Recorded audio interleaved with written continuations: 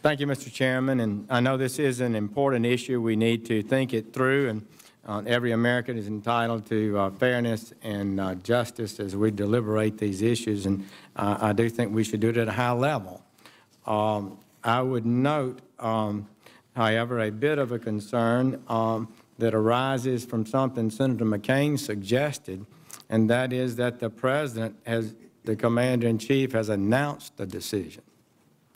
And the Secretary of Defense apparently supports that decision. Admiral Mullen now has declared that he personally believes in this decision. And so then presumably someone below you will do some work on the policies, whether this is a good policy or not. So I guess if it was a trial, we would perhaps raise the undue command influence defense. And I think we need an open and objective and a fair evaluation of this. A lot of things that have been said, I would note, that are not accurate, at least in my view, at least misrepresent certain things. One of them is 10,000 people have been dismissed from the military or voluntarily left for the military under this provision, but that's over 10 years. It'd be 1%, maybe if it was 1 year, less than that, maybe 0.75 of 1%, and but over a decade, it'd be 1/10 of 1% or less. Also, there will be cost. I noticed, and I give the military credit. A lot of people don't know this, Admiral Mullen, how open to debate and discussion you are. There's an article in the Forces Quarterly that basically supports this change. It was an award-winning article, and they raised a lot of different issues, both for and against. The military welcomed that, and I salute that. I think that's healthy. But one of the points it made is that Charles Moskos, one of the original authors of the Don't Ask, Don't Tell policy, points out that the number of discharges for voluntary statements by service members, presumably they come forward and say that they are homosexual, accounts for 80% of the total. And the number of discharges for homosexual acts have declined over the years. Do you think that's approximately correct?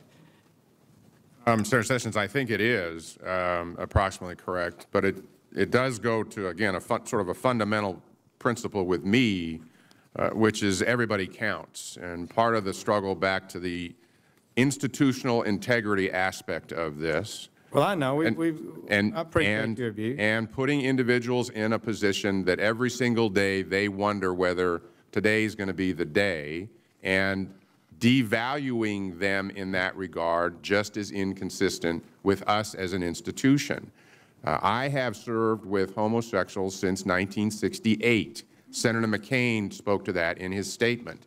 Everybody in the military has, and we understand that. So it is a number of things which cumulatively, for me personally, get me to this position. But I also want to reemphasize what I said is I am not all-knowing in terms of the impact of what the change would have, and that's what I want to understand. And any impact and understanding readiness and effectiveness is absolutely critical. Well, it's pretty clear what your view is, and it would be clear on all your subordinates. Every single service member in uniform would be qualified for that. And I don't think that they are required to lie about who they are. I think that's an overstatement, although I think the rule of don't ask, don't tell has seemed to work pretty well. And I would note from the Christian Science Monitor here that the chiefs of the services met with the chairman, Mike Mullen, I'm quoting from the article, and the consensus seemed to be that the military fighting 2 wars and now responding to a new mission in Haiti, now is not the time to make such a big change to military policy. And that's my understanding of the status of things, and I just hope that as we discuss it, you'll recognize first that Congress has made the decision. It's not yours to make. and we'll have to change it if we do change it. And second, you shouldn't use your power to in any way influence a discussion or evaluation of the issue.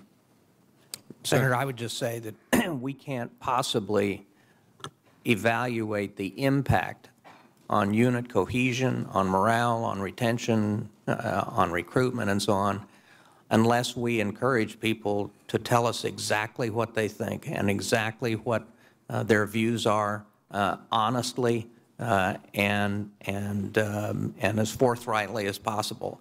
Otherwise, there's no use in doing this at all. And again, I just can't emphasize enough, we understand from the beginning of this that this must be an act of Congress. Thank you. Senator Sessions, for me, this is not about command influence. This is about leadership. And I take that very seriously. Thank you. Senator Hagan.